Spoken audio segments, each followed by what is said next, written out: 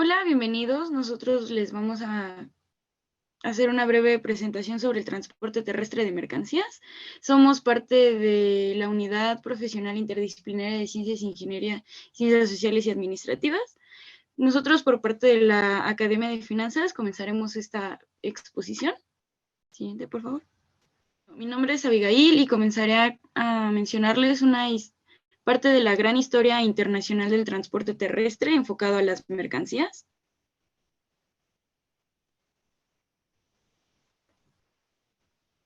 Bueno, para comenzar con esta historia, tenemos que remontarnos a los principios de la creación de la rueda, que sirvió sobre todo para el transporte de los primeros, de las primeras mercancías, pieles, carne, que recolectaban los primeros humanos. Esto pasó aproximadamente en los 5000 años antes de Cristo. Como podemos ver en esta imagen, primero fueron utilizados troncos y ya posteriormente, con el tiempo, se dieron cuenta de que era más eficaz construir estas ruedas talladas en madera. Siguiente, por favor.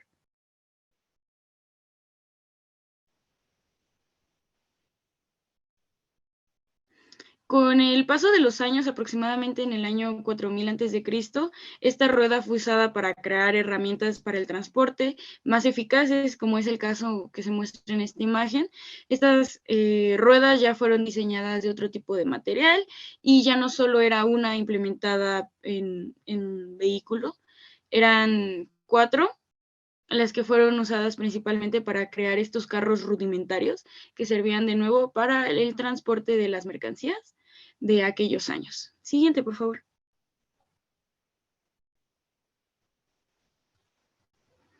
Luego, 1000 años después, comienza la domesticación de estos animales. ¿Esto por qué es importante? Algunos de estos animales eran las cabras, los ovinos, los camellos y los bovinos. Esto marca un precedente en la historia, ya que posteriormente lo vamos a ver que fueron utilizados como eh, animales de arrastre.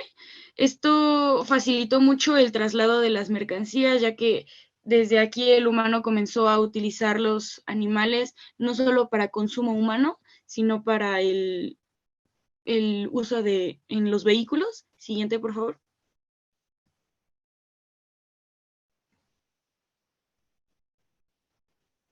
Como en esta imagen podemos ver, aproximadamente en 1500 años antes de Cristo, se aprecia que fueron utilizados amarrados a unos vehículos de arrastre. Esto obviamente facilitaba el traslado de las mercancías, sin embargo, no era demasiada la carga que podían transportar y realmente no todas las comunidades podían hacerlo en todo el mundo. Siguiente, por favor.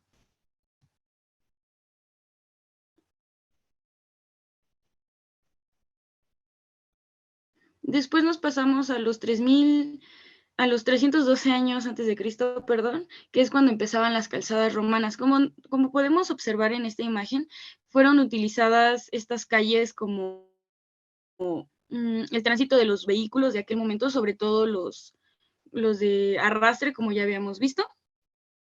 En este caso podemos ver que son distintos tipos de grava, de material, de piedra. Con el año se fueron mejorando, sin embargo, esto marcó un precedente ya que los caminos empezaron a ser caminos y dejaron de ser senderos propiamente. Siguiente, por favor.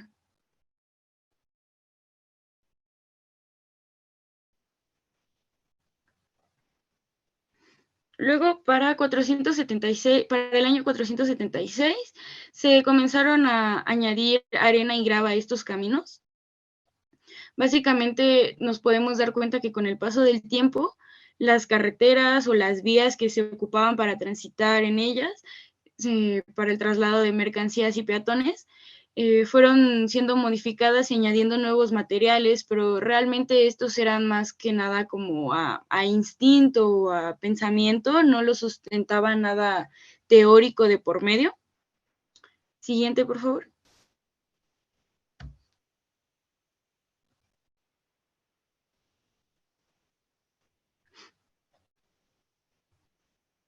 Luego, para El año 1250 aproximadamente surgen las primeras carretillas. Esto básicamente era un vehículo de atracción humana, sobre todo, que contaba con una sola rueda. Esto se impulsó ya que era necesario transitar entre montañas y senderos, y este vehículo era el más apto que se diseñó para la época. Siguiente, por favor.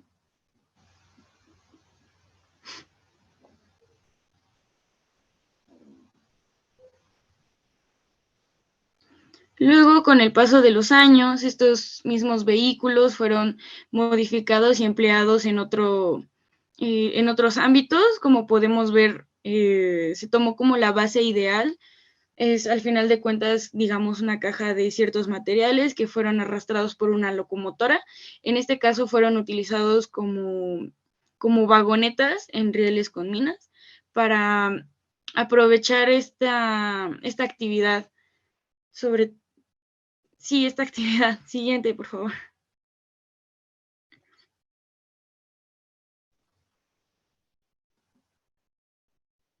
Luego seguimos en 1700 con una creciente construcción de caminos en Francia e Inglaterra. Esto debido nuevamente al comercio. Realmente el comercio, al ser la actividad principal de aquella época, eh, era necesario tener que conectar con ciertas ciudades, y lo único que facilitaba esta conexión eran los caminos. Entonces, se fueron extendiendo hasta gran parte de Francia e Inglaterra. Siguiente, por favor.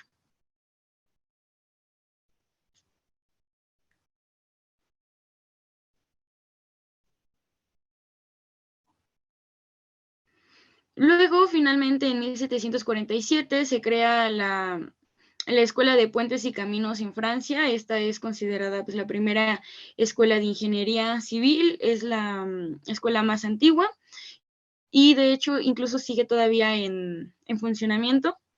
Esto marca un precedente, ya que es cuando se empieza a tomar en serio la construcción de los caminos y empiezan a tener un marco teórico y la fomentación de normas para la construcción de estos mismos. Siguiente, por favor.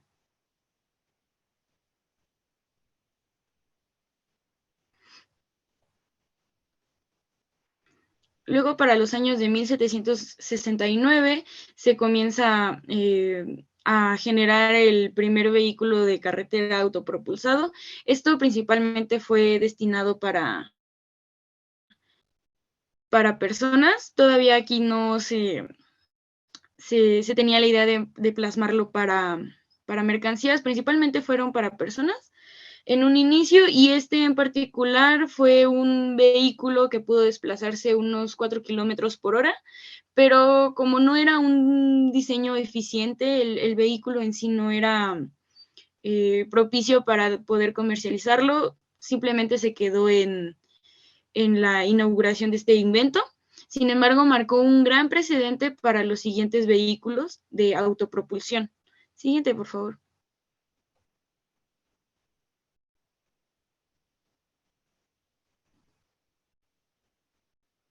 Regresando a los caminos, en 1790 fue cuando se comenzaron a implementar los desagües.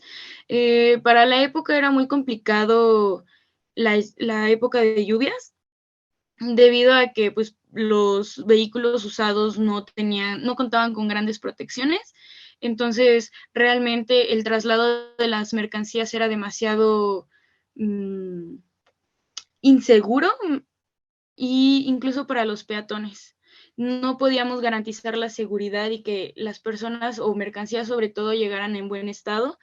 Es por ello que, quitando el agua de la lluvia de las carreteras, facilitaba mucho más el traslado. Recordemos que todavía para este momento las carreteras seguían siendo de arena, grava, tierra. En gran parte del mundo seguían siendo caminos o senderos. Entonces realmente dificultaba demasiado el transporte para esta época, y el implementar el desagüe fue una gran aportación a los caminos de la época. Siguiente, por favor.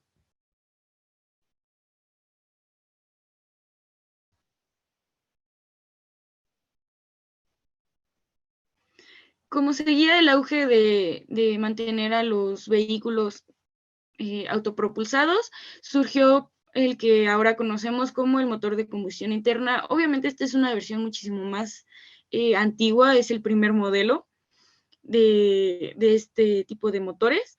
Sin embargo, con el paso del tiempo fueron siendo modificados hasta los que ahora conocemos y son realmente usados, mayormente en los vehículos convencionales o propios. Siguiente, por favor.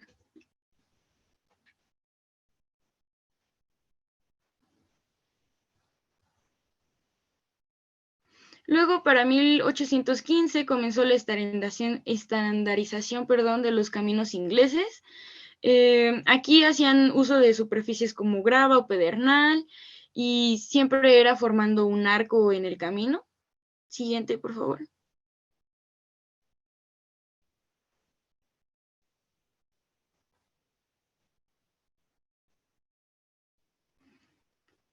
Como seguía el auge de los motores, se decidió inventar uno en 1822.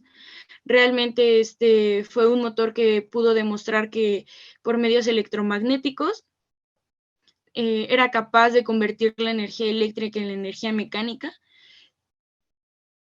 Esto realmente hizo una gran aportación a los vehículos, ya que generalmente todos eran a base de gasolina, y esto marcaba un nuevo precedente para una nueva energía. Siguiente, por favor.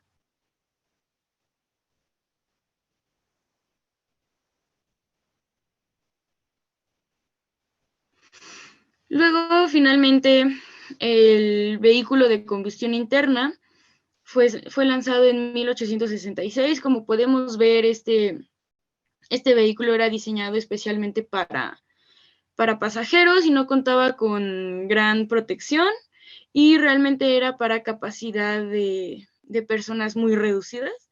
Si nos damos cuenta, es realmente demasiado diferente a los autos que actualmente tenemos, principalmente porque en no cuenta con muchos sistemas y solo mantiene 3 ruedas, algo que posteriormente fue cambiando con el paso del tiempo. Siguiente, por favor.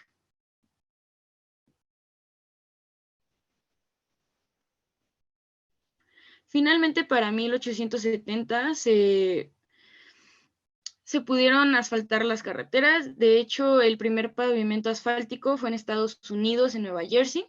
Y si no mal recuerdo, posteriormente a unos 2 años, pudo ser patentado. Siguiente, por favor.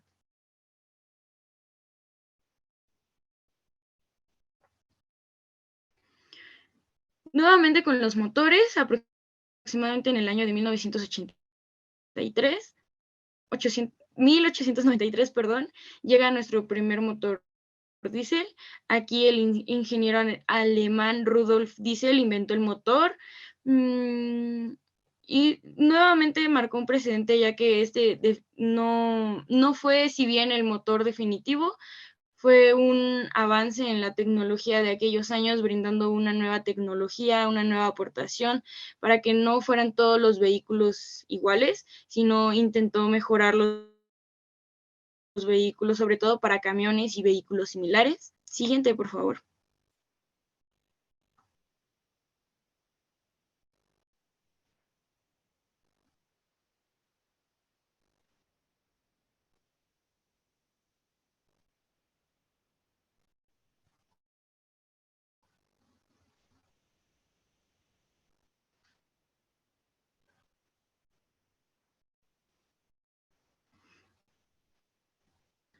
Bueno, no es sino hasta 1930, que es cuando se construyen los bastidores rígidos, como podemos ver aquí ya en este vehículo. Sí es un vehículo autopropulsado, ya cuenta con 4 ruedas, tiene un poco el hecho de añadirle los bastidores rígidos le da más seguridad, más uniformidad al momento de mantener el movimiento de circulación. Sin embargo, seguimos viendo que son vehículos reducidos para la cantidad de personas y nuevamente siguen sin ser especialmente para mercancías. Siguiente, por favor.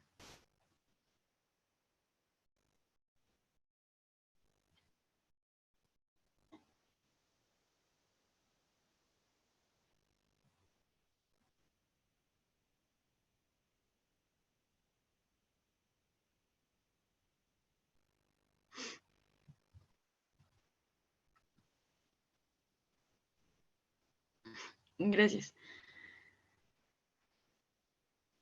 Creo que te saltaste una diapositiva.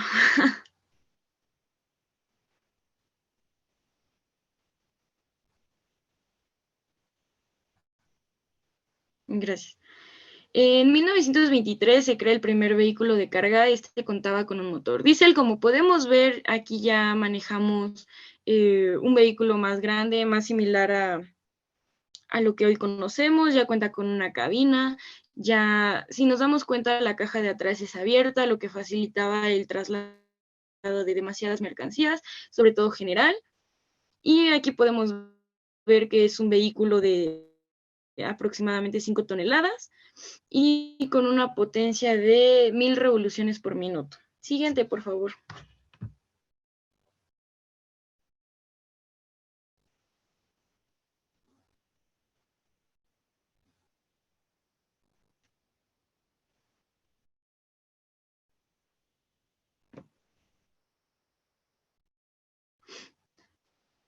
Para el año de 1956, el traslado de mercancías toma un nuevo presidente, ya que nos damos cuenta de que el uso de los contenedores empleados en el transporte ferroviario marítimo eh, también podrían ser empleados para el transporte por carretera.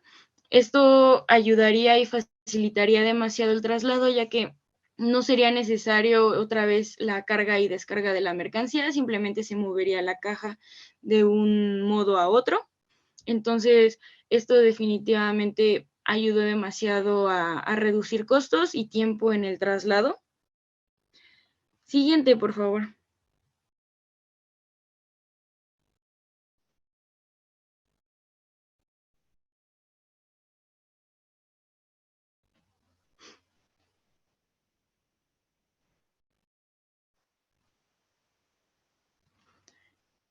Bueno, y como podemos ver, llegando a las nuevas tecnologías, una de ellas fue la geolocalización que se implementó en el año de 1978. Esta es una herramienta que básicamente lo que te permite es conocer la ubicación de tus vehículos en cualquier momento. Eh, Siguiente, por favor.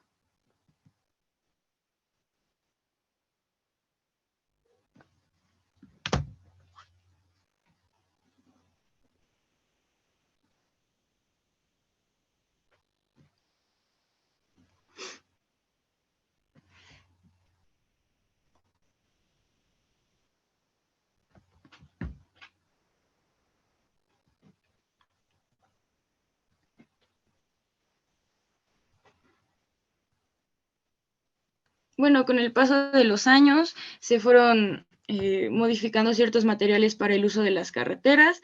Ya contábamos más con una normativa propiamente dicha, donde nos hacía referencia de qué cantidad y qué tipo de materiales se pueden ocupar, sobre todo en el, en el terreno en el que estemos trabajando. Siguiente, por favor.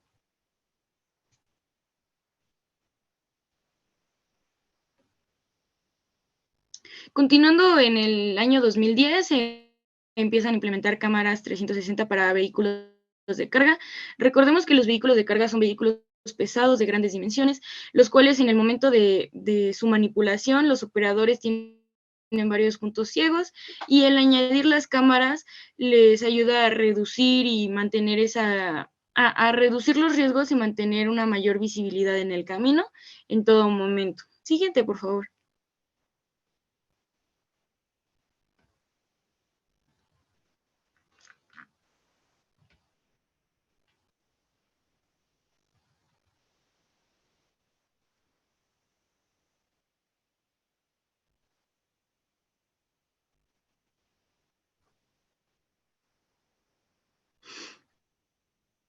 Bueno, como las nuevas tecnologías siguen avanzando, aproximadamente en el año de 2016, se comienza una nueva tecnología que se llama salida de pista. Esto básicamente lo que hace es que en tu vehículo de autotransporte de carga tiene unos sensores y una cámara que vigila el movimiento de las ruedas al transitar y manda notificaciones al conductor de que de que va siguiendo la ruta correctamente y que no se sale de la pista. Este sistema funciona más o menos como a velocidades de 65 kilómetros por hora. Siguiente, por favor.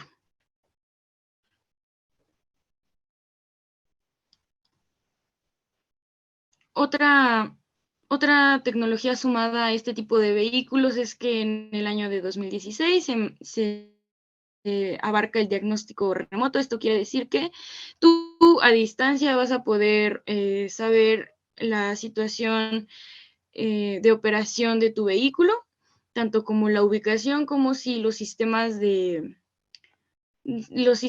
con los que funciona este vehículo están en óptimas condiciones. Siguiente, por favor.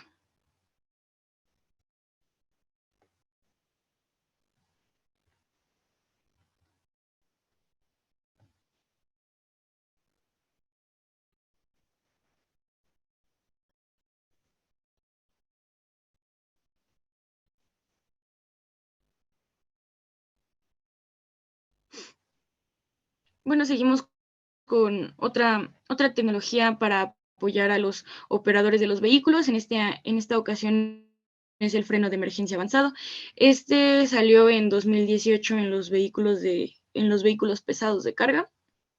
Esto básicamente lo que te ayuda es que en situaciones sobre todo de neblina o de poca visibilidad del conductor, le notifica a cierta cantidad, cada cierta cantidad de metros si hay un obstáculo o algún vehículo cerca de él que por obvias razones no pueda ver.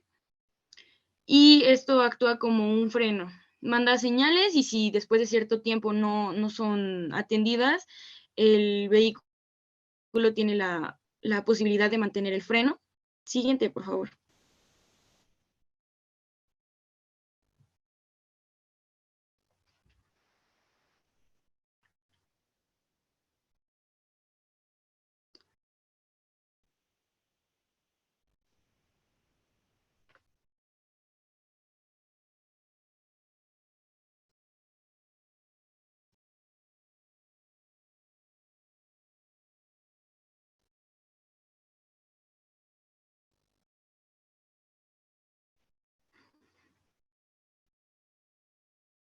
Bueno, nada más para complementar estas nuevas tecnologías implementadas en el transporte, básicamente son generadas para facilitar el traslado de las mercancías y mantener la seguridad de la carga y de los pasajeros.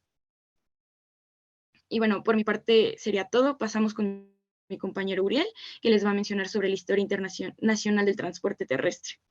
Gracias.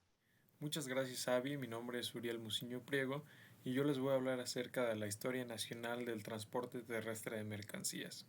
Si pudiéramos describir este sistema de transporte de mercancías, lo podríamos describir como un sistema que ha evolucionado, que se ha modernizado y que ha sufrido transiciones que han impulsado y traído beneficios económicos e impactos sociales y culturales.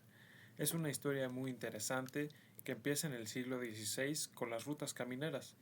Gracias a la técnica, habilidad y conocimientos de la civilización maya para el diseño y construcción a mano de estos caminos, dejaron las bases para que posteriormente la civilización azteca explotara y creara más caminos, es decir, más rutas camineras. Estas rutas camineras principalmente conectaban a los principales centros económicos con los centros económicos de no tanta importancia, de igual forma con los centros tributarios, recordando que anteriormente civilizaciones tenían que pagar un tributo a los aztecas. Estos caminos impulsaban el comercio e intercambio en México, y un dato importante a recalcar es que eran únicamente usados a pie. Como lo podemos ver en la imagen, a estas personas que recorrían a pie estas rutas se les conocían como tememes, los cuales recorrían distancias desde los 19 a 25 kilómetros. Nos vamos a uno de los eventos más importantes, que es la colonización en el año 1521 y por ende a las nuevas rutas. A medida que avanzó el proceso de colonización, las rutas sufrieron modificaciones debido a la necesidad de hacer más y mejores caminos, debido a que se usaron animales de carga. Como había mencionado anteriormente, los caminos eran únicamente usados a pie, es decir, no se habían considerado en su construcción las pendientes, las curvas, los anchos. Es por eso que cuando llegaron los españoles con animales de carga o animales de arrastra, los caminos no eran los mejores para este tipo de transporte con los animales. Por eso sufrieron estas modificaciones y se empezaron a crear nuevos, con estas condiciones para beneficiar el transporte de mercancías y productos con animales de carga. Una vez que ya se tenían los caminos y se utilizaban a los animales de carga, a estos se les conocían como recuas, que eran las caravanas de los animales que transportaban los productos y mercancías para un intercambio económico. En el primer siglo colonial, el trazado de caminos partió de la Ciudad de México para desplazarse de norte a sur y de este a oeste. La ruta norte que conectaba el centro con el norte se le conocía como Camino Real, la cual tenía el objetivo de impulsar la ganadería y la minería en el norte del país. La ruta sur era del centro al puerto de Huatulco, la ruta oeste era del centro al puerto de Acapulco y por último la más importante, la ruta este, la cual conectaba el centro del país con el puerto de Veracruz. ¿Y por qué menciono que era posiblemente la más importante? Bien, el puerto de Veracruz era la principal y única conexión con Europa. Es por eso la importancia de esta ruta, del puerto de Veracruz al centro. En el siglo XIX o a finales del siglo XIX, la construcción y reparación de caminos se vinculó al desarrollo ferroviario y portuario, con la particularidad que los caminos empezaban o convergían en la Ciudad de México y con conexiones hacia puertos y aduanas. Aquí podemos destacar dos puntos muy importantes. El primero, la idea que todos los caminos tenían que converger o nacer en la Ciudad de México seguía a pie. Como lo habíamos visto anteriormente, esta idea que todos los caminos tenían que salir de la Ciudad de México seguía en pie. Y el otro punto a destacar y el otro punto importante es que gracias a la implementación y la creación de nuevos modos de transporte como el desarrollo ferroviario o el portuario, es decir, el marítimo, los caminos empezaron a mejorar y empezó a haber mayor conexión entre estos. En 1891, la creación y los inicios de la SCT, es decir, la Secretaría de Comunicaciones y Transporte. La red de caminos durante el cambio del siglo XIX al siglo XX creció gracias al financiamiento de recursos públicos aportados por el gobierno federal, así como por los estados donde pasaban las diferentes rutas. Se creó la SCT para crear caminos y para conservarlos y mejorarlos. De igual forma, uno de sus principales objetivos era crear caminos donde no se veía el desarrollo social y el desarrollo económico que estaba en ese entonces impulsando el sector ferroviario. En el siglo XX, las tecnologías de vehículos empezaron a ser partícipes en el transporte de mercancías de carga. Eran principalmente vehículos de carga ligera y mediana con capacidades de carga limitadas, debido a sus limitaciones tecnológicas como suspensiones rígidas y motores de baja potencia. Debido a esto no se podía cargar grandes volúmenes de carga ni se podía transportar grandes distancias. En 1917, la creación y función del Centro SCOP. En 1917 nació la Dirección de Caminos y Puentes, oficina de la SCOP, la cual era una oficina especializada de la SCT que tenía el objetivo de construir y conservar los caminos mexicanos. En 1920 empezaron a aparecer las primeras ensambladoras en México. la compañía Ford Motor Company comenzó a ensamblar camiones en su planta de México y pronto se crearon otras empresas nacionales de fabricación de camiones en México. En 1940, una de las construcciones más importantes en el país, la construcción carretera panamericana. La construcción de la carretera panamericana es una vía de comunicación que conecta América del Norte y del Sur. La construcción de esta carretera en México mejoró significativamente la conectividad del país con el resto del continente y permitió un mayor desarrollo del transporte carretero en carga. Esto es uno de los avances tecnológicos y que trajo mayor impacto económico, cultural y social al país. ¿Por qué? Porque México, por su posición estratégica, funcionaba como el enlace entre el norte y el sur. Gracias a esto, el comercio internacional empezó a generarse y empezó a incrementar en México.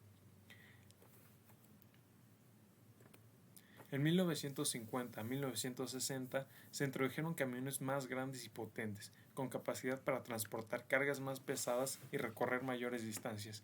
Aquí lo podemos ver por dos enfoques. Obviamente las tecnologías estaban aumentando, se estaban creciendo, estaban siendo impulsadas y es por eso que gracias a la apertura comercial que México había tenido, estos tipos de tecnologías estaban llegando. De igual forma, las ensambladoras que estaban participando en México. Pero también lo podemos ver desde el enfoque de que gracias a la SCOP y su función de crear nuevos caminos y de mantenerlos, este tipo de tecnologías empezaron a llegar porque ya se podían mover mayor volumen de carga y recorrer mayores distancias. Las condiciones de la infraestructura permitían que estas tecnologías se fueran explotadas. De 1970 a 1980 se introdujeron camiones articulados, conocidos como tractocamiones, que constaban de una cabina y un remolque. Gracias al remolque se podía transportar mayor volumen de carga. En 1990, gracias a la liberación del mercado, se llevaron a cabo reformas que permitieron la entrada de nuevas empresas de transporte de carga al mercado mexicano. Esto impulsó la competencia y mejoró la calidad del servicio. En 1990 se creó el PNI, el Programa Nacional de Infraestructura. Se tenía la idea de que los ejes troncales iban a mejorar la eficiencia del transporte y reducir tiempos y costos. Con la creación del PNI, es decir, del Programa Nacional de Infraestructura, estas ideas se plasmaron y los ejes troncales empezaron a construirse. El primero en 1995, el cual fue el eje troncal número 1. Actualmente se tienen 19.230.8 kilómetros, de los cuales solo son los ejes transversales y longitudinales, que conectan de sur a norte y de sur a centro y de centro a norte, pasando por aduanas, por vías de tren y por aeropuertos, y de igual forma por puertos marítimos. Fue una de las grandes ideas, ya que permitió abatir dos de las cosas que se busca siempre disminuir en el transporte: tiempos y costos. En 1995 aparecieron las reformas más importantes. La SCT empezó a implementar reformas que permitían el desarrollo y ejecución del transporte de carga en México de una manera segura para terceros, operadores, empresas y para la infraestructura. Normas como la NOM 012 es un claro ejemplo, la cual habla de los pesos y dimensiones de los vehículos de transporte de carga en México. En 2000 se incorporaron motores eficientes, sistemas de control de emisiones, sistemas de frenado avanzados y mejoran la aerodinámica de los vehículos.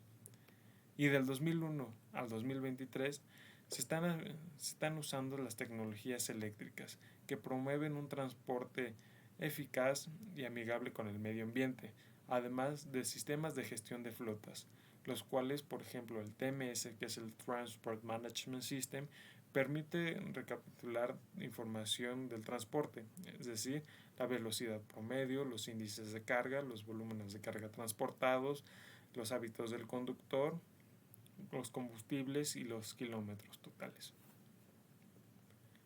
Aquí podemos ver una gráfica de cómo ha sido el aprovechamiento histórico en el transporte terrestre en México, desde 1994 hasta el 2020. el cual ha sufrido y experimentado un crecimiento significativo en las últimas décadas. Esto va a la par de que también la flota de vehículos de carga en México ha aumentado considerablemente en las últimas décadas, un 47.7%. De igual forma, les voy a hablar de las organizaciones internacionales que regulan el transporte terrestre de mercancías. La primera es la International Road Transport Union. La Organización Internacional de Transporte por Carretera se fundó el 23 de marzo de 1948, todo con el objetivo de acelerar la reconstrucción de Europa devastada por la Segunda Guerra Mundial. Ese era su primer objetivo. ¿Y cómo lo iban a lograr? Facilitando el tráfico internacional de bienes, servicios, productos, todo con el objetivo de reconstruir Europa postguerra. En el año 2014 la Canacar, es decir, la Cámara Nacional de Autotransporte de Carga, es una cámara mexicana, se adhiere a la International Road Transport Union a fin de recoger buenas prácticas globales para el transporte de carga mexicana. Rápidamente menciono que la Canacar tiene como objetivo impulsar y visualizar la industria del autotransporte terrestre de carga. Es por eso que recoge estas buenas prácticas para poder profesionalizar y modernizar a las empresas. Obviamente, después de que el objetivo se cumplió después de posguerra, los objetivos cambiaron y la misión también. Actualmente la misión de la International Road Transport Union es mantener un diálogo constructivo con todas las instituciones y actores cuyas decisiones pueden tener un impacto en la industria del transporte por carretera.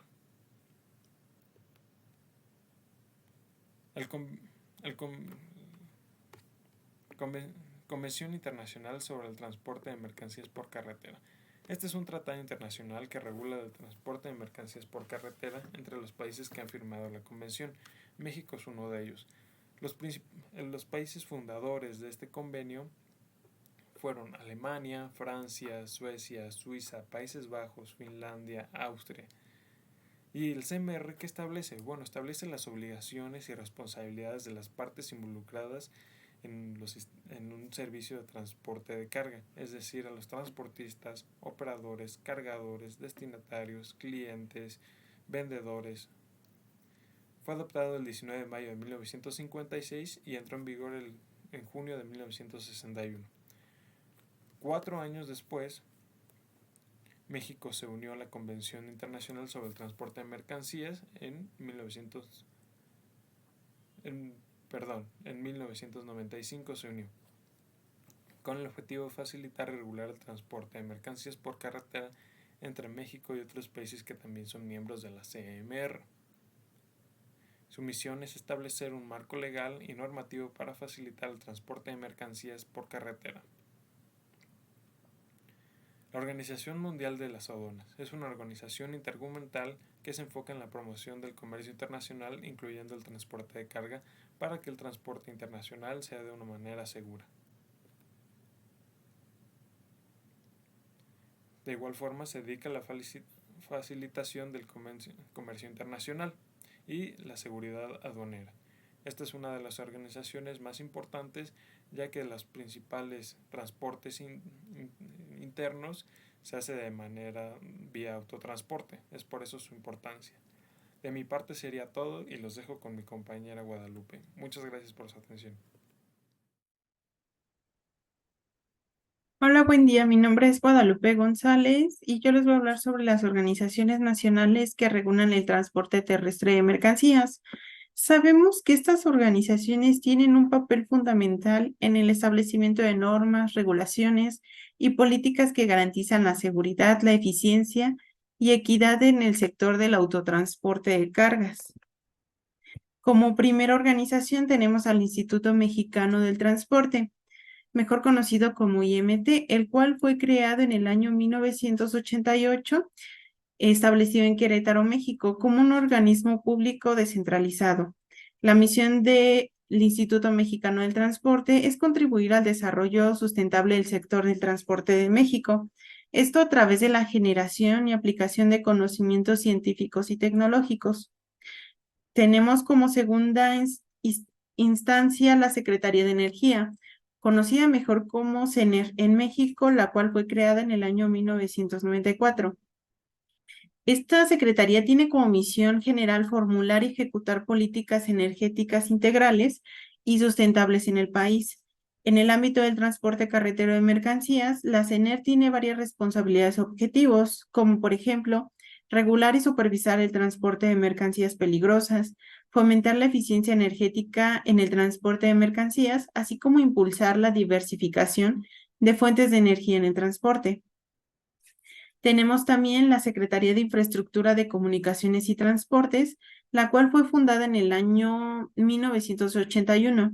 Es una dependencia del gobierno mexicano, la cual se encarga de la planificación, construcción, regulación y operación de los sistemas de comunicaciones y transportes en el país.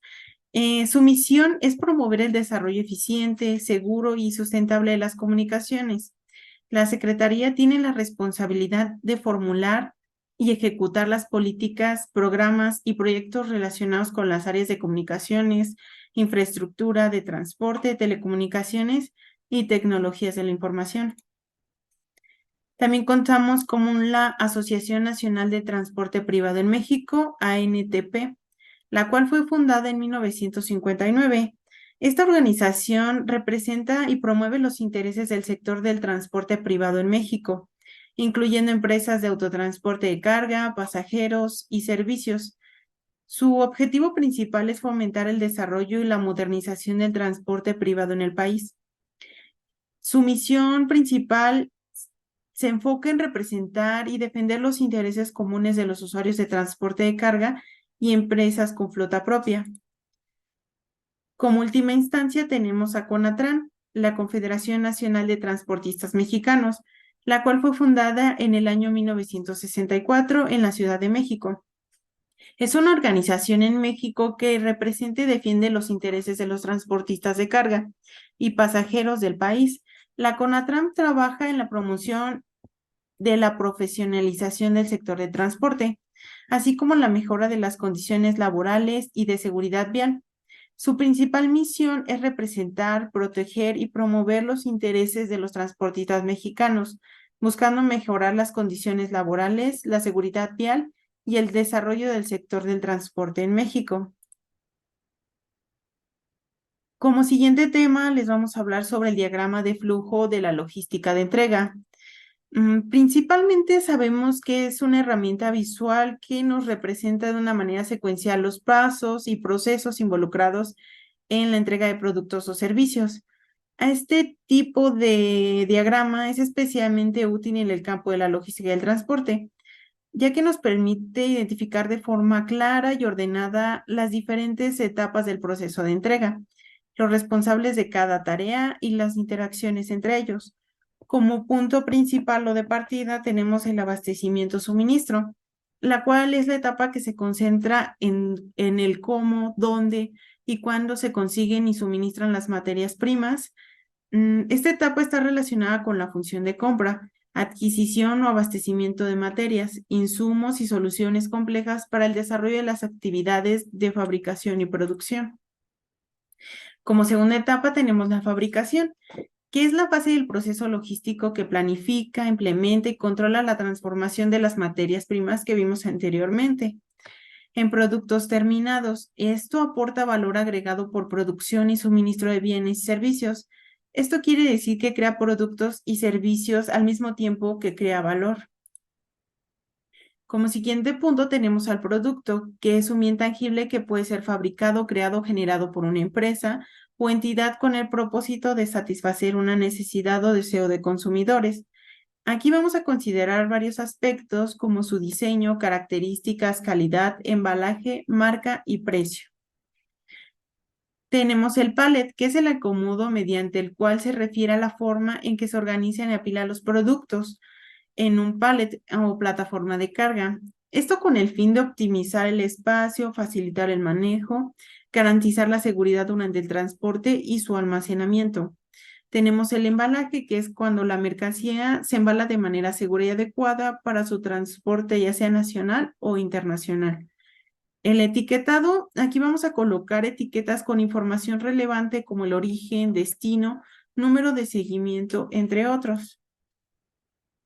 El siguiente punto es el transporte, en el cual se realiza la recolección de la carga. Aquí es donde la carga es recolectada por el transportista terrestre de carga en el vehículo. El transporte terrestre se realiza hasta el punto de salida del país. Tenemos como documentación de transporte, la cual puede ser una carta aporte, un conocimiento de embarque por carretera, un contrato de transporte o cualquier otro documento que respalde el acuerdo entre la persona y el transportista. Aquí llegamos a aduanas, el cual conocemos que es el proceso donde las instituciones encargadas de controlar el flujo de mercancías permiten la salida e ingreso de mercancías al país. Para este ingreso tenemos los trámites aduaneros, que cuando se llega a la aduana fronteriza de destino, la mercancía llegada al puerto o aeropuerto de destino designado. En los trámites aduaneros de importación vamos a realizar los trámites como la presentación de documentos, la inspección, verificación de la mercancía y el pago de los aranceles y cargos aduaneros. Posteriormente realizamos de nuevo el transporte, ya que después de que la mercancía ha pasado por los trámites aduaneros y se ha autorizado para su ingreso al país, la carga se recolecta por el transportista terrestre y es cargada en el vehículo. Aquí también realizamos la preparación de la documentación, la cual es necesaria para el transporte terrestre, el cual puede incluir el conocimiento de embarque por carretera, la factura de transporte, así como la lista de empaque, entre otros. Como siguiente punto tenemos al proveedor. Aquí se realiza la entrega al proveedor. Una vez que el vehículo de carga de transporte terrestre llega al proveedor, se procede la descarga de mercancía, se verifica la recepción de la mercancía y se confirma que esté en buen estado y conforme a lo solicitado. Tenemos de nuevo el pallet. Aquí se realiza la preparación de la carga, la realiza el proveedor y debe asegurarse de que la carga esté debidamente etiquetada, empaquetada y paletizada, siguiendo las normas y requisitos acordados con el centro de distribución. Se deben realizar las inspecciones necesarias, esto para verificar que la carga esté en buen estado y lista para su transporte. Tenemos de nuevo el transporte, que el transportista se encarga de llevar la carga desde el proveedor hasta el punto del centro de distribución. Se realiza la llegada al centro de distribución. El vehículo llega al centro de distribución en la fecha y hora acordada. Se realiza una inspección para verificar la integridad de la carga y se descarga el vehículo. En almacenamiento o distribución, una vez recibida la carga, el centro de distribución puede almacenarla para su posterior distribución a los destinos finales o puede proceder a la distribución directa a los clientes, según sea el plan establecido. Tenemos la carga de mercancía. Se carga en el vehículo de transporte adecuado, ya sea un camión, una furgoneta o cualquier otro tipo de vehículo, dependiendo de la naturaleza de nuestra carga y los requisitos de nuestro cliente. Se deben seguir las normas de carga segura para garantizar que la mercancía esté adecuadamente asegurada y protegida durante el transporte. En transporte de carga, el transportista se va a encargar de llevar la carga desde el centro de distribución hasta el cliente final. Por último, tenemos a nuestro cliente final, el cual va a realizar la llegada y entrega. Una vez que el vehículo llega al destino, se realiza la descarga de la mercancía y se verifica que esté completa y en buen estado. El cliente final realiza la firma y confirmación de recepción y se puede realizar una inspección visual para garantizar la conformidad con los requerimientos. Finalizamos este proceso con la entrega exitosa, se completa el proceso de transporte carretero de carga del centro de distribución al cliente final. De mi parte sería todo, los dejo con mi compañero Alfredo. Muy buen día, soy Alfredo Arias y hablaré sobre las 5 principales empresas de transporte terrestre de mercancías en México. Si bien para una pequeña introducción sabemos que las empresas de transporte a lo largo de los años han implementado nuevos procesos y nuevas técnicas, así como tecnologías para poder competir dentro del mercado, eh, sabemos que cada empresa necesita y requiere diferentes objetivos para el desarrollo de su empresa. Primero hablaremos sobre Alianza Trayecto. Es una empresa fundada en Monterrey, Nuevo León, en el año de 1960. Ofrece las soluciones a el transporte de carga de movimiento de combustible, así como materiales peligrosos, vehículos y carga en general. Hay que hacer mención que esta empresa se dedica pues a los materiales peligrosos, que no es una tarea fácil dentro del ámbito. Los materiales peligrosos necesita la implementación de normas, la implementación de leyes para poder y de certificaciones para poder ser transportados dentro de México. Cuenta con diferentes centros de distribución, alrededor de 50 centros de distribución a lo largo de la República Mexicana. Si bien su matriz está en Nuevo León, podemos decir que también cuenta con una en Ciudad de México, también otra en Querétaro y a los puertos como en Manzanillo y Veracruz. Esto para ofrecer diferentes servicios de transporte multimodal que dentro del sector del transporte terrestre son muy rentables. Siguiente, Grupo Traction, creada en 2011, es una empresa de autotransporte que se encarga de dos segmentos, no nada más del autotransporte de carga general o X transporte de carga, sino también del transporte escolar y de personal de empresas privadas. Eh, es una empresa que, a comparación de las otras empresas, le da un plus el transportar personal, pues de las empresas y escolar. También en esta empresa podemos enfocarnos que se encuentra dentro de su grupo Redpack, que es una empresa bastante consolidada dentro del mercado de paquetería, compite contra DHL y contra FedEx. Es una empresa la cual se encarga y sus números son bastante altos para transportar paquetería dentro de México. Y si bien sabemos que esta empresa puede competir contra DHL y contra FedEx, sabemos que DHL y FedEx siempre serán pues unos gigantes dentro del transporte de paquetería. Tres Guerras. Originaria de Celaya, Guanajuato, esta empresa fue creada en junio de 1935. Es una empresa que cuenta pues con bastantes centros de distribución a lo largo de la República Mexicana. Eh, por ejemplo, Ciudad de México, Querétaro, Puebla, Guadalajara y también en los puertos de Manzanillo y Veracruz, pues también ofrece servicios multimodales. Em, una diferencia de esta empresa con las otras es que cuentan con una pequeña flota aérea que tiene el servicio express aéreo desde Tijuana hasta Cancún. Si bien son vuelos charters, pues es una empresa pues ya consolidada dentro del mercado, pues cuenta con muchos centros de distribución. Se encarga de la carga general y también de todo el proceso que implica el transporte de carga terrestre. Siguiente sería Grupo Castores. La empresa fue fundada en 1974 y bien, con el paso de los años ha implementado nuevos procesos para adentrarse dentro de la competencia en México del transporte terrestre de carga. Esta empresa en particular, su fuerte es la paquetería o la mensajería express. Si bien uno necesita, por ejemplo, mandar un documento, unos papeles o una carga, no sé, a Sinaloa, el Grupo Castores se encarga de ello. Son muy buenos en esta parte de poder transportar la mensajería para que al otro día llegue, por ejemplo, al norte del país. Es un ejemplo.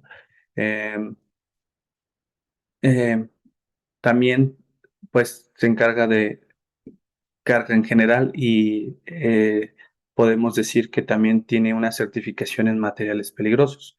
Los materiales peligrosos, como ya lo mencioné, necesitan certificaciones y normas para poder ser transportados. Y por último tenemos Fletes México, una de las empresas más importantes dentro de México. Fue fundada en 1974. Y bien, es Bastante importante mencionar que dentro de esta empresa no cuenta con centros de distribución en Manzanillo ni en Veracruz, porque nada más se encarga del transporte de carga terrestre dentro de México, Estados Unidos y Canadá. No ofrece el servicio de transporte multimodal como las otras empresas lo hacen. Esta empresa se encarga de la carga general, carga proyecto y servicio puerta a puerta. Em, es una empresa que cuenta con diferentes puntos estratégicos a lo largo de México. Por ejemplo, Ciudad de México, Guadalajara, Querétaro, San Luis Potosí. Y bien, también cuenta con puntos importantes dentro de las fronteras importantes de México, como por ejemplo Ciudad Juárez y Nuevo Laredo. Em, es una empresa bastante importante, puesto que en el último resumen tuvo utilidades bastante altas, esta y las demás empresas.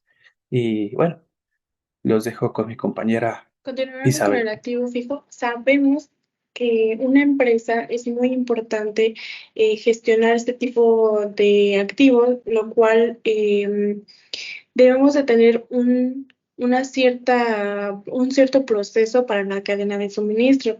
Es decir, esto va a ayudar a facilitar a la logística dentro de la empresa. Entonces nos va a ayudar a gestionar, evaluar, organizar tus productos y además utilizar una nueva tecnología. Continuamos con el siguiente. La cotización de una caja seca es el remolque de tipo caja seca 53 de 2 ejes, son llantas de Atro 48. El precio de adquisición son 689,000 pesos mexicanos, marca Atro, modelo de caja seca. El año es 2021 con una capacidad de carga de 30,000 kilogramos. Las medidas son de 410 metros por 16 por 260 metros. Al igual que tenemos la comparación de la caja seca de 40 y 48 pies y 53 pies, igual de 2 a 3 ejes. El precio de adquisición son 845,000 pesos. La marca es Israel. El modelo de la caja es caja seca. El año es 2023 con una capacidad de 30,000 kilogramos. Y las medidas son de 13 pies por 40 pies por 8 centímetros.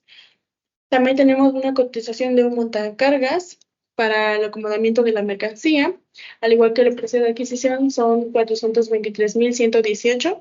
La marca es Toyota, el modelo es 7FB J35.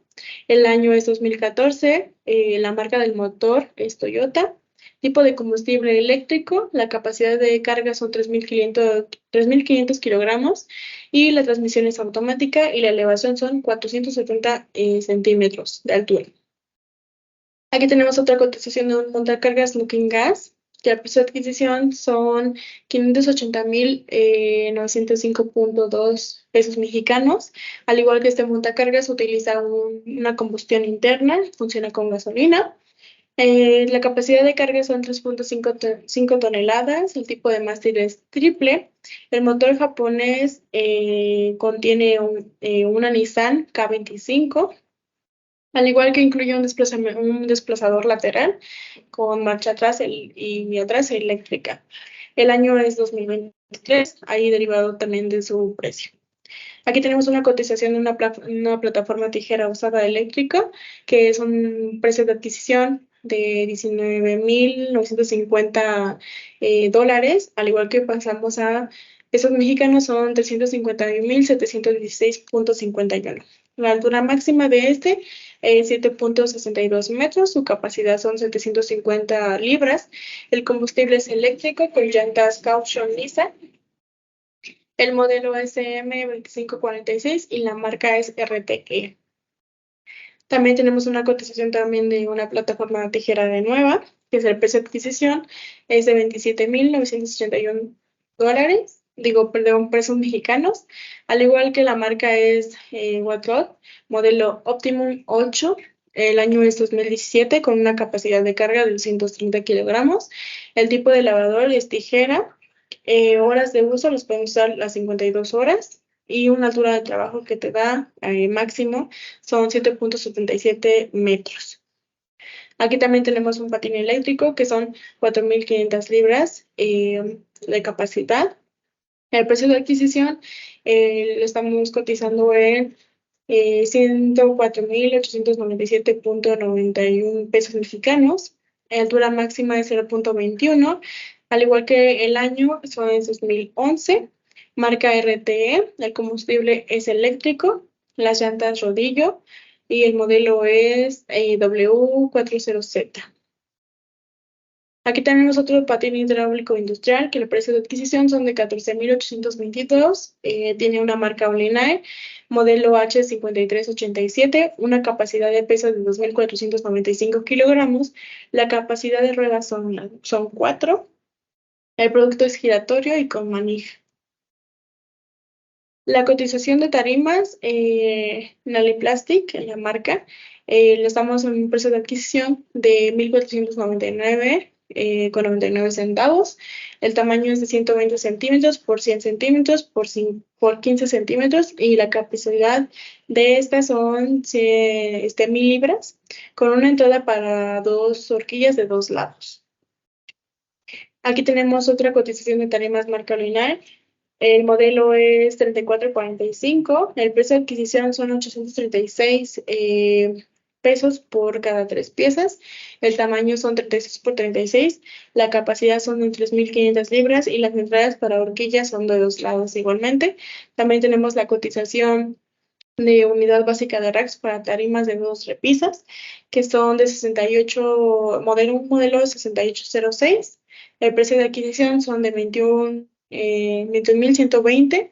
El tamaño es 56 por 120 por 60. La capacidad que puede soportar son 3.500 libras. Marca Interlike. Niveles son 2. Al alto de la viga son 6. Y la capacidad son de 5.000. La cotización unidad básica de racks para tarimas de 2 repisas es el modelo 7837. El precio de adquisición son de 32.340. El tamaño son 56 por 120 por 60. Igual que la capacidad 3.500 libras. Y marca Interline. El número de compartimentos son 15, igual que el alto de la viga que son 6. La capacidad por cada compartimento son 500 libras. Bueno, y en este caso ya continuaríamos con la parte de la comparación, que es sobre el país más eficiente en el transporte terrestre de mercancías.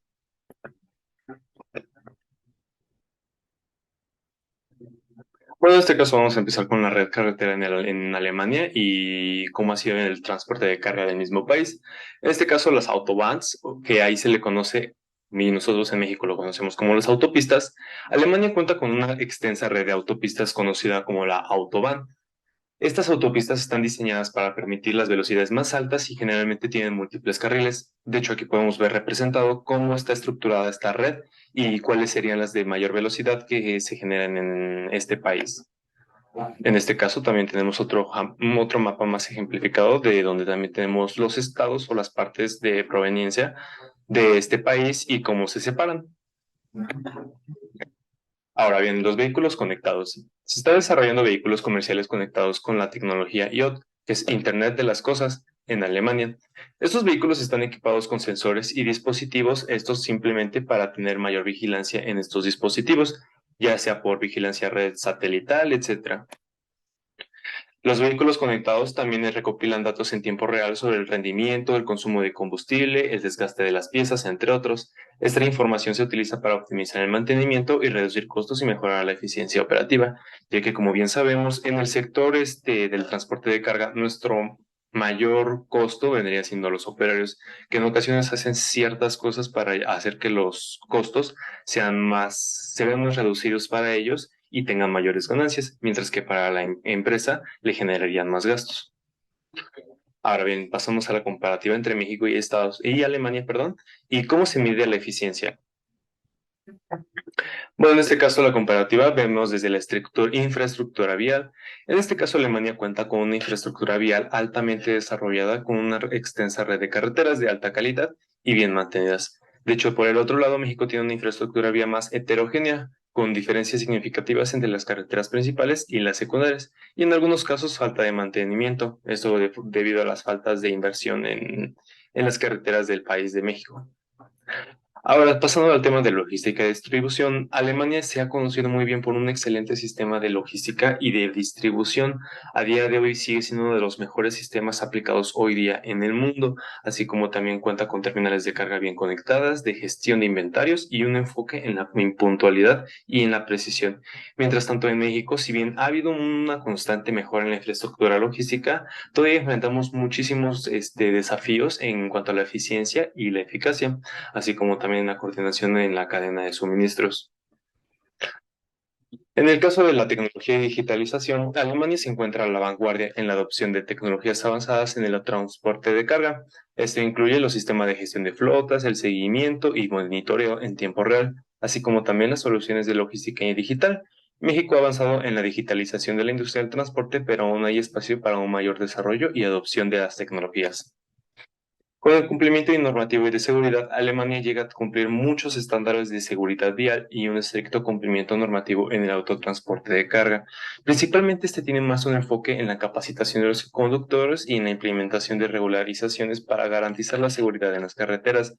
México también ha implementado muchas regulaciones y requisitos de seguridad, aunque sigue siendo un tema de discusión, ya que, como había comentado, los operadores llegan a hacer demasiadas cosas con tal de ahorrar muchos costos y que sus ingresos sean muchísimo mayores. Aquí podemos ver la comparativa del transporte de carga y cómo están representadas sus redes de carreteras. Aquí en este caso tenemos la de México. Por una parte tenemos cómo se divide la jerarquía de las ciudades y cómo está demasiado grande, algunas como por ejemplo las de color morado, que es de más de 20 millones de habitantes, mientras que Alemania, si bien es una zona muy desarrollada, cuenta con una población muchísimo menor a la nuestra. ¿Qué se debería mejorar para ser más eficiente?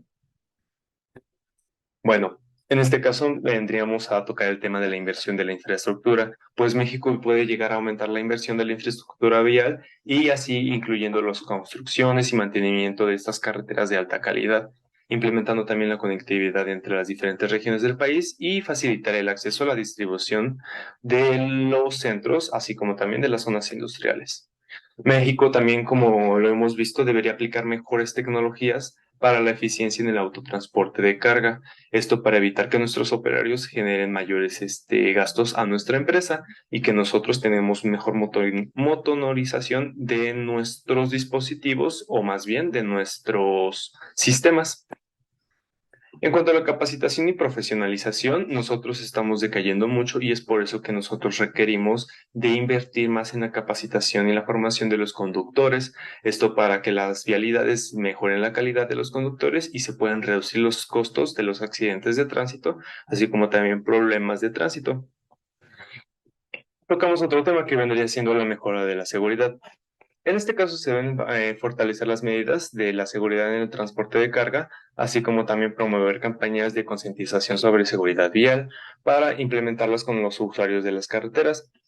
Nosotros tenemos también que colaborar en la relación público y también en lo privado, ya que si bien nosotros en este momento sí existen pocas alianzas, necesitaríamos tener mejores estrategias con estas alianzas, ya que el gobierno y lo privado sería una muy excelente solución con respecto a las innovaciones y generar menores gastos, podríamos llamarlo así.